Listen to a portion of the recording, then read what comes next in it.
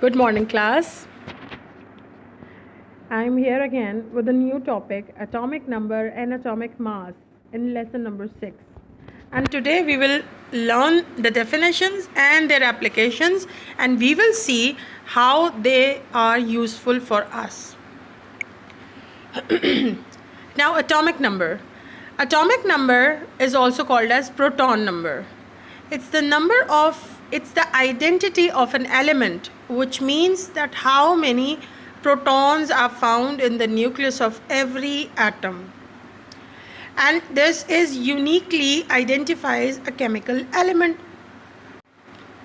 And you know the very interesting fact that it is identical to the charge number of the nucleus, and it's symbolized by capital Z.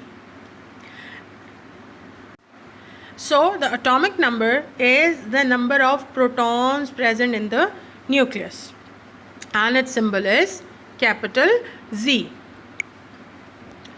We see every time our teachers told us that periodic table is the tabular arrangement of all the existing elements on the basis of their proton number or atomic number. Now, is it true? We find it when we see the periodic table in detail. We see here the very first element has proton number 1. Then in its line number 2 is coming, then 3, then 4, 5, 6, 7, 8, and it's reaching to 118. So we confirm that atomic number is that atomic property which sets the elements in periodic table. Now when we see the atomic number of oxygen, just look at the structure in detail. Here mostly we talk about the distribution of electrons in its orbit: 1, 2, 3, 4, 5, 6, 7, 8. 2 electrons in the first orbit and 6 electrons in the second orbit, our outermost orbit. Now we see 8 positive ions are present in its nucleus and 8 neutral particles which are called as neutrons. So when we counted them, so oxygen atom has 8 protons or 8 positive charges in its nucleus. So we see the oxygen's place is here. So it's coming between atomic number 7 and 9. Okay, next, mass number. The mass number is the sum of protons and neutrons present in the nucleus.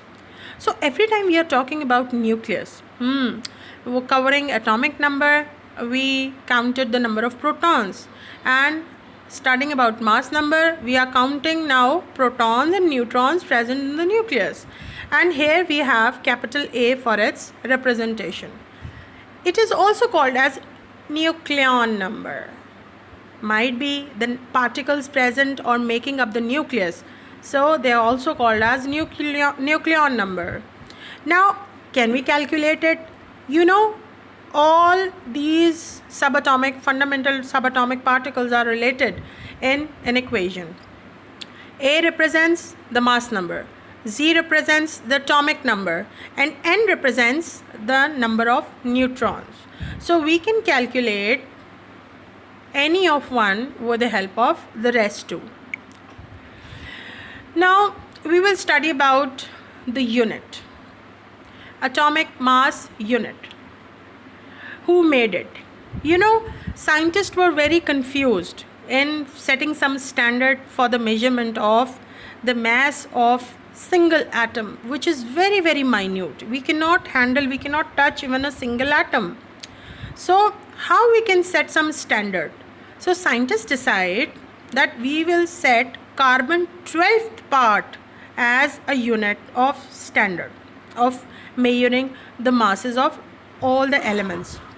Suppose this is a watermelon and we made 12 pieces of this watermelon, and we selected only one piece as the standard of mass.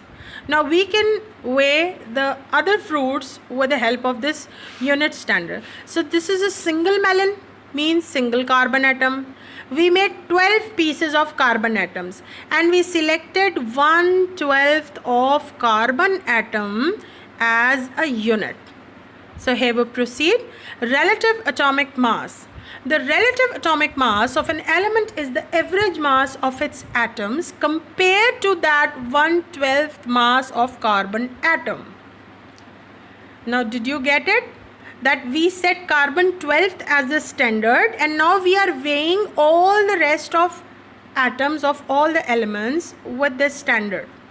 So the relative atomic mass is showing the relationship of the masses of every atom with respect to carbon 12th mass of carbon atom. Now it is also represented as AR, and its unit is AMU, for which I talked about in the previous slide. Now 1 AMU is the mass of one atom of carbon 12th when the atomic mass unit is expressed in grams. It becomes 1.66 10 raised to the power minus 24 grams. You have to learn this. Now today's assessment is about the definition of atomic mass unit and why it is needed. Yes, you have to think about it. For this, you can use your textbook and you can also Google this, and you will be finding out very exciting and exploring answers. Now, how many protons and neutrons are in an atom having A238 and Z92? This is a routine question which is coming in Punjab text examinations, and please practice for all of the definitions which I have provided to you, and try to learn the topic with the help of this video lesson and reading your textbook, so that I will come again tomorrow with another topic. Thank you, class. God bless you.